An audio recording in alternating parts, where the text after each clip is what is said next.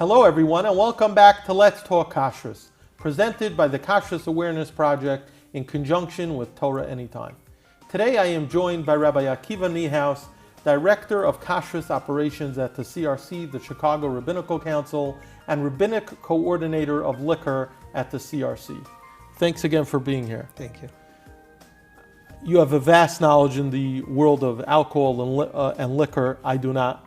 But I know that there is a unique product, and you'll tell me if I'm pronouncing it properly. It's spelled S-A-K-E. I think it's pronounced Saké. Well, that's how most people pronounce it. The real pronunciation is Saké. Saké. But we can get away Is with that Saké. is that a French word? No, it's Japanese. Japanese. Yeah. Okay. So Saké is an alcoholic drink. Talk about the kashrus of Saké and what people should know about it. Yeah. So a few years ago, we started getting more and more questions about Saké, and kosher consumers wanted to drink it. And we asked around other agencies, and there was a lot of confusion. What is Saké, and what are the potential kashrus issues? And being the fact that it's produced in Japan, just add to that confusion, that mystery, mystique, and it was very challenging. So I had the great fortune that the CRC, in order to help kosher consumers, paid for me to take an extensive 3-day course on Saké, a professional course, to learn what it is. You went down to Japan? Well first, the course was given in Chicago, and I took a test, so I am a certified Saké professional. Wow, If need be, I could give autographs I think afterwards. I have to reintroduce you now. I think so. And it was fascinating, and we learned so much about it. And at the time, I wasn't even able to take, part of the course was tasting it and trying to, I couldn't even do that because we didn't know if it was kosher or not. So I really have to take it again. And it came to light, there were potential serious. So what is Saké? So Saké is Japanese rice wine. And Japan is very proud of their rice. It's one of their staple ingredients. And they take rice and they convert it with something called koji, which is called a certain type of mold. And they add yeast and more rice in a 30-day process in order to ferment the rice and turn it into a rice wine. And it's a very unique product. And it's becoming, for some odd reason. It's interesting that it's called a wine as opposed to a whiskey or something like that. Because it's not distilled, so it's not a whiskey. As parenthetically, people have this misnomer that wine refers to only grape products. Well, it certainly is by large the most popular use of the word, but you can have pomegranate wine, you can have orange wine. Basically, as you take a fruit juice and you ferment it, and it raises the alcohol, and now you have this wine. So it's a Japanese rice wine. And it's a very intense process, and if you go to Japan, they're extremely proud, and it's part of their culture.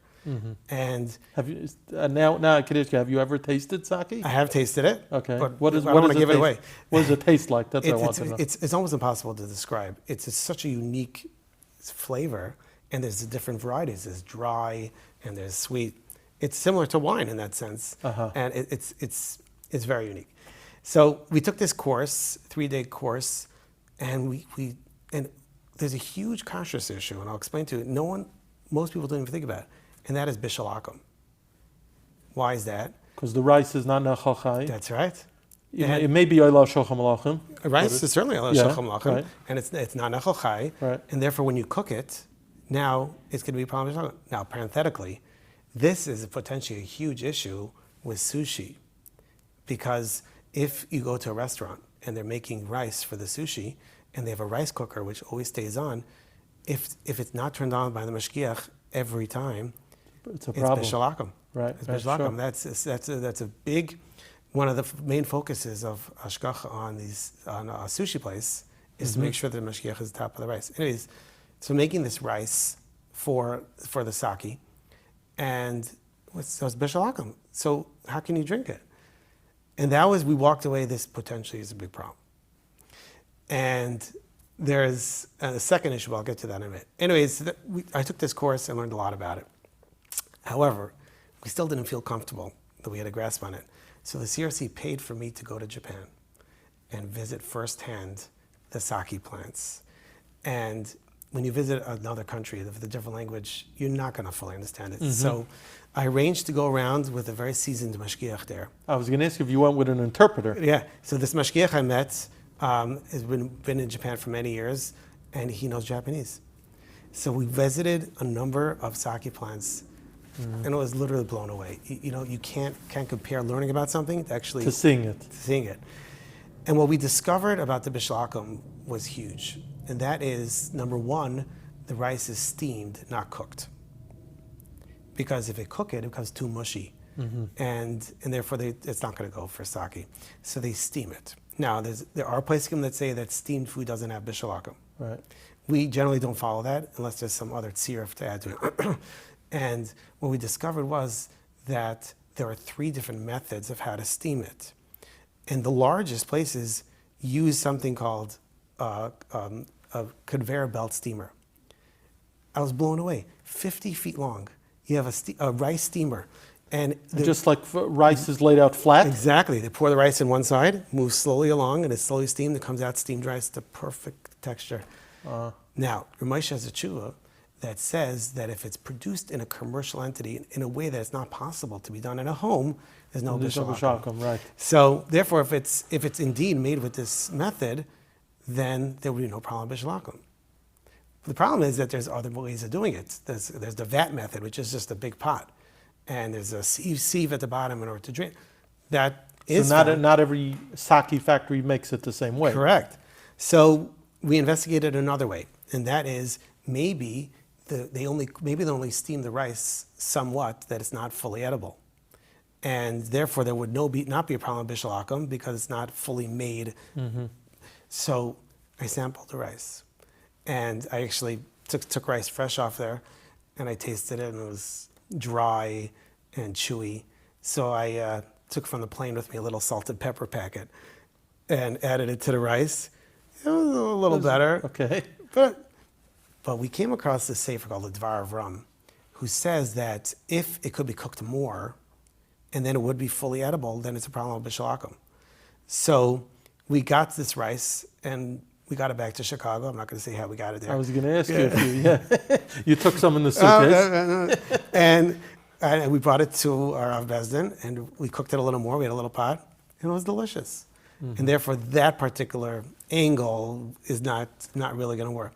But this idea of using a commercial steamer would work. So therefore, if it's made in that type of steamer, there would not be a problem with bishalakum. There are other angles in this too.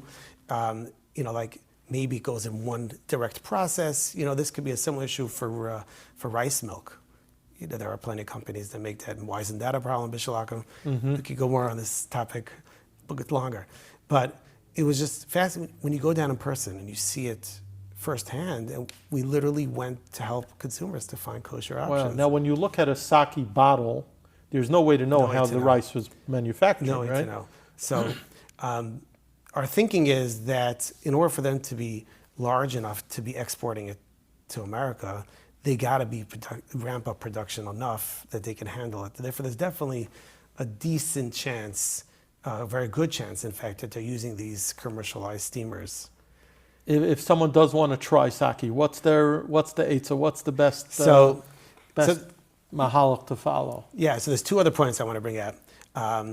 One is that there's a fascinating topic of avodah zara in Japan. But really you should talk about that at a different time. Okay. But the other topic I want to talk about is that they're allowed to add other alcohol to supplement the rice wine alcohol, and that could be a problem because You're saying what? They might be adding other wines? Other alcohol from other sources. From anywhere. Anywhere. They can import it, they can add it.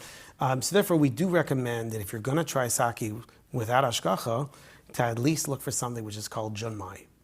Junmai is a Japanese word for purity, and therefore that means pure sake with no additives. Correct. So therefore, again, if you find sake with ashgacha, there are a few. That's definitely the best way to go. If you're going to try without it, at least look for junmai sake. That it could be that's sort of a sign that it's pure and nothing else added. Okay, I must say I'm tempted just to kind of see exactly what you tasted in this unique item. But well, if you go to a high class sushi restaurant, then it's very possible they may have something to go up to accompany it. Oh, really? Is that Yeah. it? It's like they serve it to accompany foods? Correct. That, It's paired. similar Exactly. to, it's paired, right? Yeah, Just it's like it's a wine with meat exactly. and things Yeah. like that? Yeah. Very interesting. Fascinating topic. Thank you, Rabbi Niehaus, for giving us that primer. Appreciate it.